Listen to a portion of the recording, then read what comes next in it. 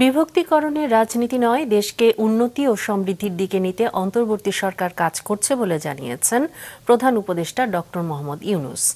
রাজনৈতিক দল ও জোটের সাথে জাতীয় ঐকমত্য কমিশনের দ্বিতীয় দফার আলোচনায় একথা বলেন তিনি।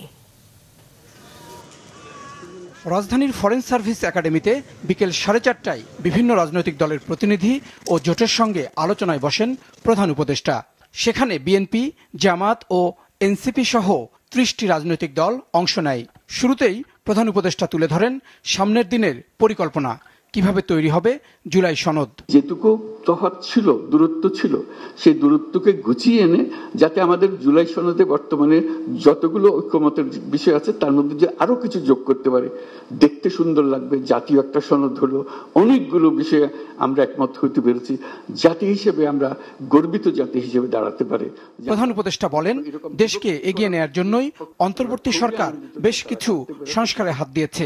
যদিও এটি দীর্ঘ প্রক্রিয়া, তারপরেও কমিশনগুলো তাদের কাজ শেষ করে ফেলেছে। কেন জানি আমার মনে হয়েছিল যে এটা হয়তো সবার আগ্রহ হবে না, কবে পাশ কাটিয়ে যাবে বা ভেতরে ঢুকতে চাইবে না।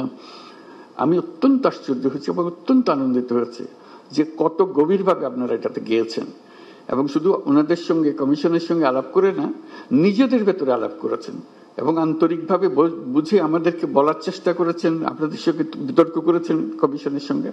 এবং প্রতিবারে যখন প্রফেসর আলী রিয়াজ আমার সঙ্গে কথা বলে উনি খুব উচ্ছ্বসিত হন। এটা আমাকে অত্যন্ত হৃদয়ে টাচ করে আমাকে। যে ইতোমধ্যে অনেকগুলো বিষয়ে আমরা একমত হতে পেরেছি, বাকি যেগুলোতে ভিন্ন মত আছে সেগুলোরও একটা সমাধান হবে বলেও জানান তিনি।